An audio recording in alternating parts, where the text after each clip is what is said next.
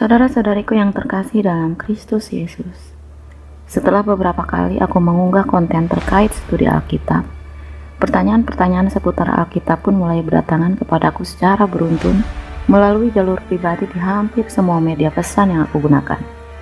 Sejujurnya aku sedikit kecewa pertanyaan-pertanyaan ini tidak diajukan pada kolom komentar, supaya saudara-saudari yang lain bisa membantu menjawab pertanyaan-pertanyaan ini. Seperti yang sudah dijelaskan pada video sebelumnya, aku sebetulnya bukan ahli kitab atau pengkhotbah. Aku juga bukan lulusan sekolah teologi dan bukan lulusan terbaik suatu perguruan tinggi. Aku bahkan tak pernah lulus katekisasi. Aku mempelajari Alkitab tanpa panduan atau bimbingan resmi seorang imam. Pengetahuanku seputar Alkitab juga masih terbilang sangat terbatas. Jadi apapun yang kusampaikan, semuanya berdasarkan kesimpulan pribadi. Jadi kusarankan sebaiknya tetaplah bijaksana dan ujilah kembali semua yang kusampaikan sebelum menyimpulkan kebenarannya. Mengenai pertanyaan-pertanyaan yang masuk kepadaku secara pribadi, sebetulnya sebagian besar dari pertanyaan-pertanyaan itu sudah dijawab lebih dulu oleh channel lain yang serupa dengan studi Gabriel. Memiliki pemahaman yang sama, namun menerapkan sudut pandang yang berbeda mengenai Alkitab. Namanya Tanpa Ragi. Mengenai channel Tanpa Ragi, aku menyertakan tautan pada kolom deskripsi. Salah satunya adalah pertanyaan mengenai Injil Yohanes 8 ayat 1-11. Ada dua pertanyaan terkait Injil Yohanes 8 ayat 1-11. Yang pertama, apa yang Yesus tulis di tanah? Dan yang kedua, kenapa Yesus menulis di tanah? Untuk menjawab pertanyaan yang pertama, aku hanya akan membagikan ulang cuplikan video dari channel Tanpa Ragi, karena jawaban yang kupunya sama persis dengan apa yang sudah dijelaskan. Selebihnya, aku hanya tinggal melengkapinya saja. Berikut cuplikan video Tanpa Ragi. Untuk saudara-saudariku yang belum tahu channel Tanpa Ragi, silakan cek di kolom deskripsi. Dan jangan lupa untuk subscribe channelnya. Halo semua. Pada video ini saya akan menjawab pertanyaan dari Daniel Kamasi dan Debek 321. Daniel bertanya kenapa Yesus tidak menghukum mati perempuan yang tertangkap berzina sesuai dengan hukum Taurat. Debek 321 bertanya tentang Yesus yang mengenapi hukum Taurat dan kematiannya membatalkan hukum Taurat. Oke, kita mulai aja ya.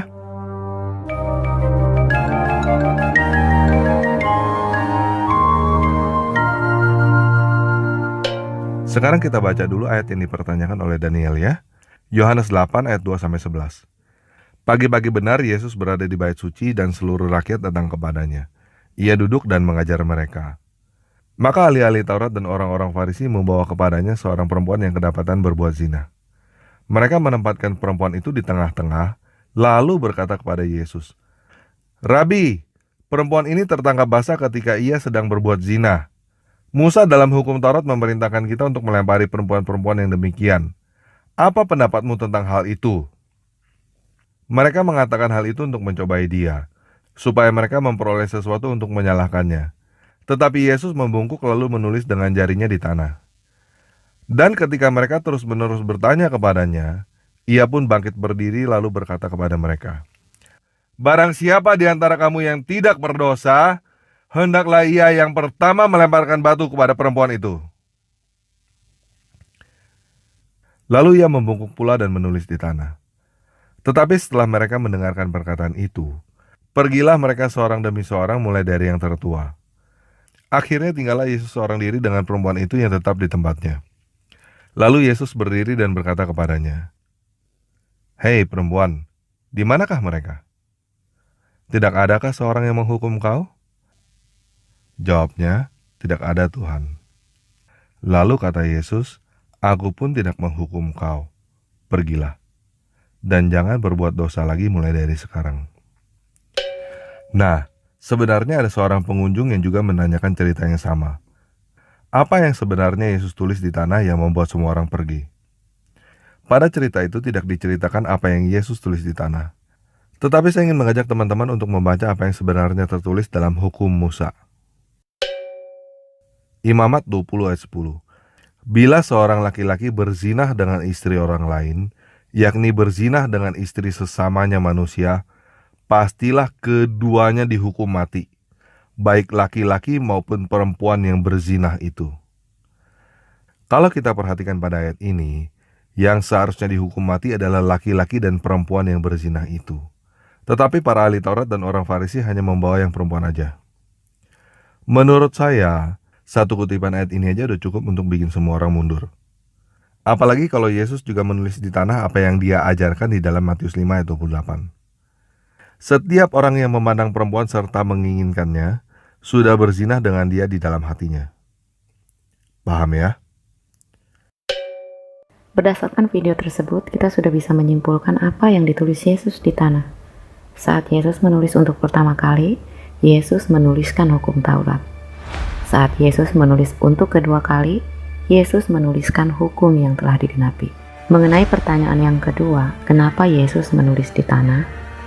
Mari kita perhatikan kembali dua ayat berikut ini. Pagi-pagi benar Yesus berada di bait suci dan seluruh rakyat datang kepadanya. Ia duduk dan mengajar mereka. Mereka mengatakan hal itu untuk mencobai dia, supaya mereka memperoleh sesuatu untuk menyalahkannya. Tetapi Yesus membungkuk lalu menulis dengan jarinya di tanah. Berdasarkan kedua ayat tersebut, kita bisa menemukan sedikitnya 4 alasan kenapa Yesus menulis di tanah. Yang pertama, untuk membuktikan bahwa ia adalah Tuhan yang sama yang menuliskan hukum pada kedua loh batu yang diberikan kepada Musa. Hukum yang ditulis dengan tangannya sendiri. Pada saat itu, Yesus sedang berada di bait suci. Jadi ketika Yesus menulis di tanah, itu tidak berarti betul-betul tanah. Mengingat situasi saat itu, ia sedang berada di bait suci. Kemungkinan lantai bait suci terbuat dari batu atau beton. Namun terlepas dari apakah lantai bait suci itu dari tanah atau dari batu, terlepas dari apakah saat itu Yesus melubangi batu atau betul-betul hanya menulis di tanah, tulisan tangan yang diukirnya pada saat itu tentunya memiliki ciri khas yang sama dengan tulisan yang terukir pada kedua loh batu yang dibawa Musa. Terlepas dari apakah lantai bait suci itu terbuat dari batu atau betul-betul tanah, Yesus tetap bisa membuktikan bahwa ia adalah Tuhan yang sama dengan Tuhan yang menuliskan hukum yang dibawa Musa.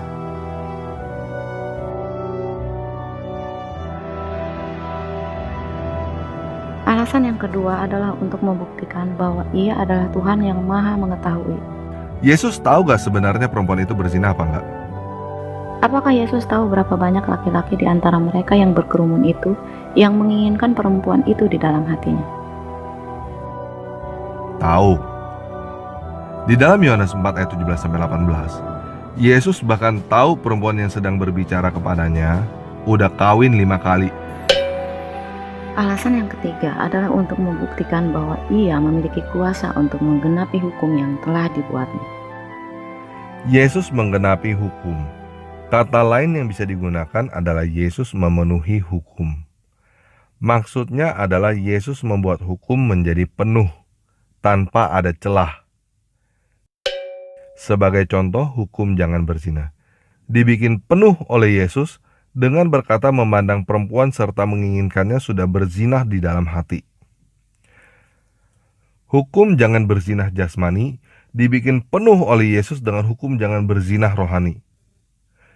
Inilah yang dimaksud dengan Yesus datang bukan untuk meniadakan hukum, tetapi untuk menggenapinya.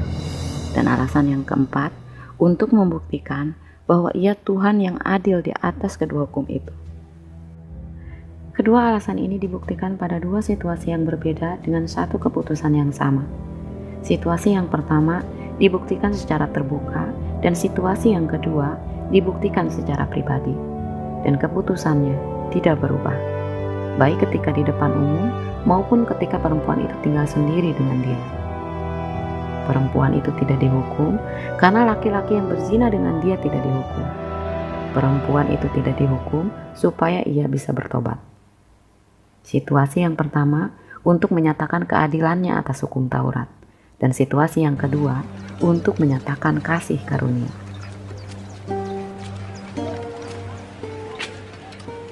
Is there no one left to condemn you? No one, sir. Well then, I do not condemn you either. Go. not sin again. Untuk pertanyaan lainnya akan kita bahas pada kesempatan lain. Damai sejahtera bagimu dan bagi sekalian orang percaya di seluruh dunia.